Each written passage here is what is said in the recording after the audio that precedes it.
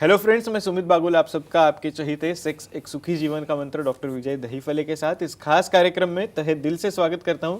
दोस्तों, हमें जब भी कोई मेडिकल इमरजेंसी आती है या फिर स्वास्थ्य से जुड़ी कोई भी परेशानी सताती है, तब हम क्या करते हैं?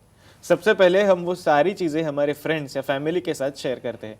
दोस्तों, पर जब भी हमें कोई सेक्स से जुड़ी परेशानी सताती है, तब हम ऐसा नहीं कर पाते, क्योंकि इस बारे में बात करने में हमें शर्म आती है, हम झिझकते हैं। दोस्तों, पर अब शर्माने की बिल्कुल ज़रूरत नहीं, क्योंकि डॉक्टर विजय दहीफले आपके सारे सेक्स रिलेटेड सवालों के बहुत ही पॉजिटिव जवाब देंगे। दोस्तों, शो को शुरुआत करते हैं, पर शो को शुरुआत करने से पहले जानते हैं डॉक्टर विजय दहीफले इनके बारे में। डॉक्टर विजय दहीफले ये सेक्सोलॉजिस्ट, यूरोलॉजिस्ट और एंड्रोलॉजिस्ट है। डॉक्टर के क्लिनिक औरंगाबाद, हैदराबाद, दिल्ली में द्वारका, पुणे, नवी मुंबई में नेरुल, दादर, अंधेरी, कल्याण, नासिक, अहमदाबाद और दुबई में है। डॉक्टर विजय दहीफले का भारत एवं अन्य देशों में कॉन्फ्रेंसेस और सेमिनार के लिए आना जाना रहता है, जिसमें डॉक्टर सेक्स रिलेटेड सलाह मशवरा करते रहते हैं। चलिए दोस्तों, आपको डॉक्टर साहब के क्लिनिक्स के बारे में पता चल गया है। शो को शुरुआत करनी है, पर उसके पहले एक खुशखबरी दे देता हूं। डॉक्टर साहब का रिसेंटली थाने में नया सेंटर शुरू हुआ है, तो अगर आप थाने में हो, मुंबई में हो, नवी मुंबई में हो या फिर थाने सेंटर विजिट कर सकते हो, तो डेफिनेटली आप सर का इन पर्सन कंसल्टेशन पा सकते हो। सर हमारे साथ है। Sir, welcome to the show.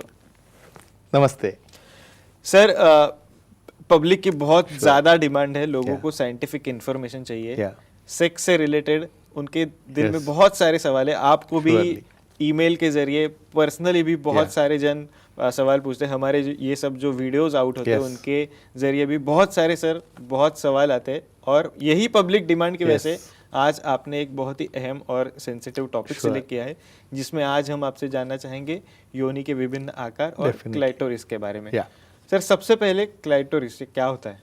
Yes Sumit, यहाँ पे हमारे सीरीज में सेक्स एजुकेशन, सेक्सुअल अवेयरनेस और सेक्सुअल सेफ्टी, इसके तहत हम नॉर्मल एनाटॉमी क्या रहती है, मेल में क्या एनाटॉमी है, फीमेल में क्या एनाटॉमी है। सबको लगता है भाई सेक्स का विषय जो है पूरा मेल के लिए है, जेंट्स के लिए है। ऐसा कभी नहीं रहता है। जब नेचर ने बनाया है मेल है फीमेल, दोनों का स्ट्रक्चर, दोनों की भावना, दोनों की इच्छा इक्वल बनाई है। स्पेशली एनाटॉमी, जैसे हमारे मेल के पूरे टॉपिक चल रहे थे, मेरे ईमेल्स है, व्हाट्सएप है, फेसबुक है, इंक्वायरीज है, कॉल्स है, उन्हें एनाटॉमी फीमेल्स की भी क्या होती है, नॉर्मल क्या है, एबनॉर्मल क्या है, उसके बारे में इंफॉर्मेशन चाहिए थी। क्लाइटोरिस, यहाँ पे लेबिया मेजोरा और माइनोरा, इसका जंक्शन यानी छोटे लिप्स है, वो जब टॉप पे आते हैं तो उस वक्त एक वहाँ पे राउंडेड पार्ट हमें दिखाई देता है, जिसके ऊपर कॉलर के जैसा एक कवर है, और ये राउंडेड पार्ट उसे कहते हैं क्लाइटोरिस। ये क्लाइटोरिस का क्या काम है, ये क्या एक्शन करता है, इसके क्या फायदे हैं, बस और पूछ सकते हैं आप। डेफिनेटली सर, इसी से जुड़ के मैं सवाल आपसे करना चाहूँगा, इसका रोल क्या होता है इसका? yes.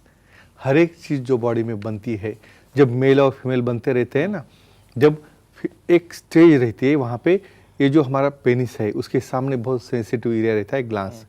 तो वही ग्लांस जब ये फीमेल में सेक्स कन्वर्ट होता है तो छोटा होते जाता है, और वही पीछे जाके वहाँ पे रुक जाता है। क्या रोल है इसका? Four play. हमें जब सेक्स में एक्टिवेट करना है पार्टनर को, तो इमीडिएटली तुम जाके एक्टिविटी चालू नहीं कर सकते हैं, पहले उसे हमें एक्टिवेट करना है। फोर प्ले क्यों करना है? क्योंकि जब तक स्टिमुलेशन नहीं होगा तब तक उनकी इन्वॉल्वमेंट नहीं होगी, और ये सबसे सेंसिटिव, जहाँ पे न्यूरोवास्कुलर बंडल सबसे ज़्यादा है, वो पार्ट रहता है। और बहुत बार आफ्टर एक्साइटेशन उसका इरेक्शन भी होता है, लेकिन वो छोटा रहता है वहीं पे। ये सबसे बड़ा उसका रोल है, और जहाँ पे मास्टरबेशन करने से उन्हें एक सैटिस्फैक्टी और सेटिस्फैक्शन मिलता है, और जिसकी वजह से वजाइनल लुब्रिकेशन, और वहाँ पे एक प्रकार का जो कलर चेंजेस है वो भी वहाँ पे होता है। शायद वो बहुत बार पर्पल या पिंकिश कलर का हो जाता है, और जिसका फ़ायदा पार्टनर को होता है ड्यूरिंग सेक्स। डेफिनेटली सर, इसी से जुड़ के और भी कुछ सवाल आपसे करना चाहूंगा, पर एक दर्शक का फोन है अंबाला से। कौस्तुभ जी हमारे साथ है। कौस्तुभ जी, आपका फोन कनेक्ट हुआ है, प्लीज आपका सवाल पूछिए। हेलो जी, बोलिए। सर, मेल के जैसे फीमेल में भी फोर्स किल रहती है क्या? हाँ, ओके, यही डाउट्स के लिए हमने टॉपिक लिया है। राइट। देखो, अभी हम कह रहे थे कि कन्वर्शन कैसा है। मेल में जो स्क्रोटम बनते हैं उसका फ्यूजन जब होता है तो मेल बनता है, और जब फ्यूजन ओपन होता है तब फीमेल बनता है। जैसे सामने प्रीपियस रहता है मेल को, जो कवर करता है हमारे ग्लास को, क्या रोल है उसका, प्रोटेक्शन देता है, जो डेलीगेट पार्ट है उसको।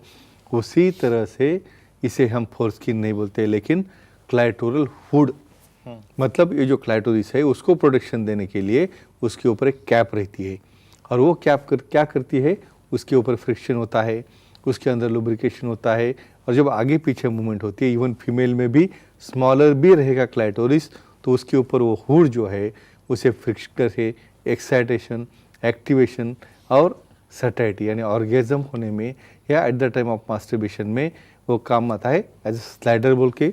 लेकिन इसमें कुछ प्रॉब्लम हो, ईचिंग हो, इन्फेक्शन हो, तो उसके लिए अलग ट्रीटमेंट है, हमें देखेंगे अलग टॉपिक में। Definitely sir. अब आपसे जानना चाहेंगे योनि पे हेयर के कितने प्रकार रहते हैं और एक आम तौर पर इसकी केयर कैसी बरतनी चाहिए? श्योर, ये देखो, ये सिंपल, बहुत सिंपल क्वेश्चन है। जब प्यूबर्टी में आते हैं यानी बच्चे जब 12 या 15 साल की उम्र में आते हैं, इसे बोलते हैं सेकेंडरी सेक्सुअल कैरेक्टर्स। ओके। यानी उनकी मूछें है या उनके जो बगल के अंदर बाल है, चेस्ट के ऊपर है, वैसे इवन मेल हो या फीमेल हो, प्यूबिक एरिया जहाँ पे पेनिस जो रहता है उसका ऊपर वाला हिस्सा, और मॉस प्यूबिस यानी फीमेल में उसके ऊपर हेयर्स आते हैं। कैसे रहते हैं प्रकार, किसी के थिन रहते हैं, किसी के थिक रहते हैं, किसी के स्पार्स यानी स्कैटर्ड रहते हैं, और कुछ केसेस में बहुत डेंस रहते हैं, यानी इवन आपको जो लेबिरिया मेजोरा और इनोरा वो दोनों भी कवर हो जाते हैं। यानी हर एक पर्सन में उसकी हेरिडिटी है, उसकी जो मॉम डैड है उनका जो पैटर्न है वही पैटर्न आते रहता है, और डेफिनेटली इसकी केयर कैसे लेनी है। बहुत बार तो बोलते हैं लोग भाई उसको निकालना ही नहीं है, ऐसे केसेस में यूरिनेशन है या कुछ की वजह से वहाँ पे जो स्किन इन्फेक्शन हो गया तो वहाँ पे इरिटेशन, इचिंग या एक्टिविटी में पेन हो सकता है, तो हमेशा उसे ट्रिमिंग करो। उसके इनग्रोइंग नेल्स, बहुत बार इनग्रोइंग हेयर्स, तो ये हेयर्स इवन एक्टिविटी करते वक्त भी अंदर जाते हैं और उससे उन्हें इन्फेक्शन होता है, वजाइनिटिस होता है। तो एक ही कहूँगा, कुछ अच्छी तरह से ट्रिम करो, क्लीन रखो। एक ही लाइन में बोलता हूँ, जैसा आपका चेहरा है वैसा वो केयर रखो, तो ही आपका पार्टनर अट्रैक्ट होगा और आपको सेक्सुअल एक्टिविटी में एंजॉयमेंट मिल सकती है। Definitely sir. सर एक और सवाल आपसे करना चाहूँगा, नॉर्मल योनि का डिस्चार्ज कैसे होता है? यस, अभी यहाँ पे डिस्चार्ज के 2 मीनिंग है। ये डिस्चार्ज यानी मैं कह रहा हूँ कि यहाँ पे सिक्रीशन, ओके, यानी जो नॉर्मली टीयर्स हमारे आंखों में से आती है वैसे ही वजाइना में सिक्रीशन आता है लुब्रिकेशन के लिए। और मेरे पास काफ़ी फीमेल साथी जो रिलेक्टेंट रहती, मुझे नहीं करना है सेक्स, क्यों, वहाँ पे दर्द होता है, पेन होता है, जब मुझे पेन होगा, दर्द होगा तो कैसे करूँगा मैं। और यहाँ पे किसी को तो लुब्रिकेंट यूज़ करने का तो पता ही नहीं है, यानी कोई लुब्रिकेंट लाके करता होगा, ऐसे कितने लोग हैं मुझे पता, लेकिन अपने ये टॉक की वजह से, लेक्चर की वजह से हर एक को लुब्रिकेंट लगता है। और ये जो सिक्रीशंस है क्लियर वाइट कलर का रहेगा, विदाउट स्मेल रहेगा, जिसकी वजह से कोई क्लियर जैसा लिक्विड वहाँ पे दिखाई देता है, और ये सिक्रीशन रहता है नॉर्मल, और जो काम आता है लुब्रिकेशन के लिए और सेक्सुअल एक्टिविटी के लिए, इसे कहते हैं नॉर्मल डिस्चार्ज। एबनॉर्मल क्या होता है हम देखिए और अलग टॉपिक में। सर पर एक दर्शक का कॉल ले लेते हैं पहले। Sure, definitely. हमारे साथ स्नेहा जी है बोरीवली से। स्नेहा जी आपका सवाल पूछे, आपका फोन कनेक्ट हुआ है। Hello sir. बोलिए। हाँ सर, ल्यूटेराइज जब योनि से ज्यादा बाहर दिखता हो तो क्या करें? बहुत रिलेवेंट क्वेश्चन, यानी हमारा शो इतना मन लगा के सुनते हैं तो उन्हें भी इच्छा होता है उसका कहने के लिए। क्यों एक क्लाइटोरिस बड़ा क्यों होता है?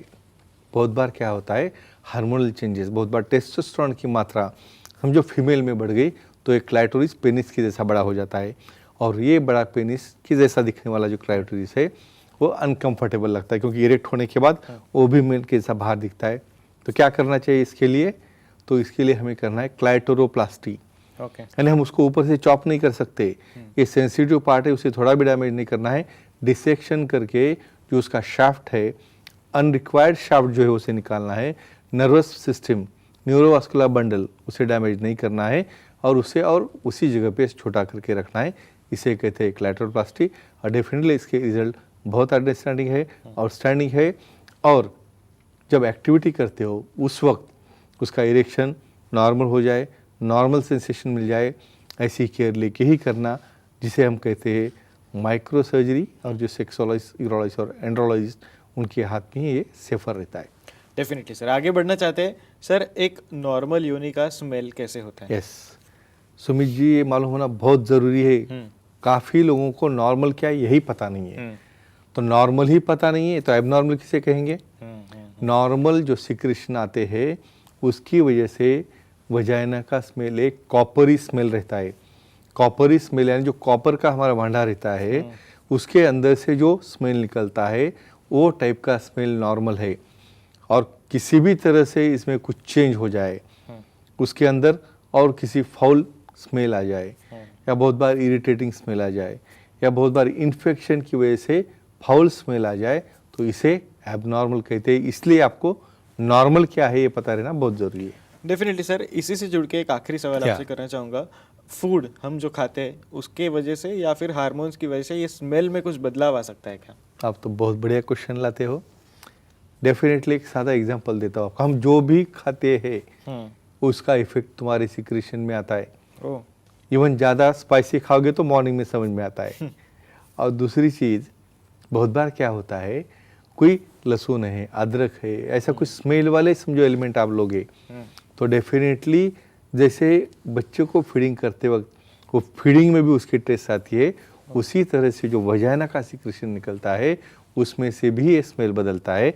और हार्मोन्स का इफेक्ट कैसा होता है, जब मेंसेस आते हैं उस वक्त उसका टिंट कलर में भी चेंज होता है, थोड़ा सा रेडिश टिंट आती है वो सिक्रेशन को, वो भी नॉर्मल है।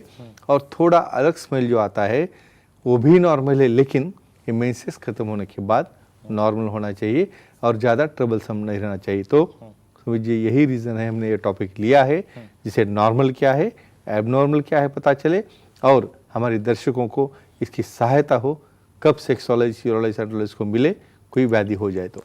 Definitely sir, thank you so much, आपने सारी चीज़ें हमारे साथ शेयर की। पर सर समय की थोड़ी पाबंदी है इसलिए आज के एपिसोड में हमें यहीं पे रुकना पड़ रहा है। पर दर्शकों, आप भी डॉक्टर साहब की सलाह ले सकते हो। आपके स्क्रीन पे जो कॉन्टैक्ट डिटेल्स दिख रहे हैं उसके जरिए आप सर की अपॉइंटमेंट ले सकते हो। और आपके लिए खुशखबरी है, डॉक्टर साहब का रिसेंटली थाने में नया सेंटर शुरू हुआ है, तो आप सर के थाने सेंटर विजिट कर सकते हो। थाने में रहते हो तो बहुत ही बढ़िया है। मुंबई, नवी मुंबई, ये सेंटर्स, ये जगह से भी आप थाने सेंटर विजिट कर सकते हो। चलिए दोस्तों, आज के शो में समय हो चला है यहीं पे रुकने का। शुक्रिया।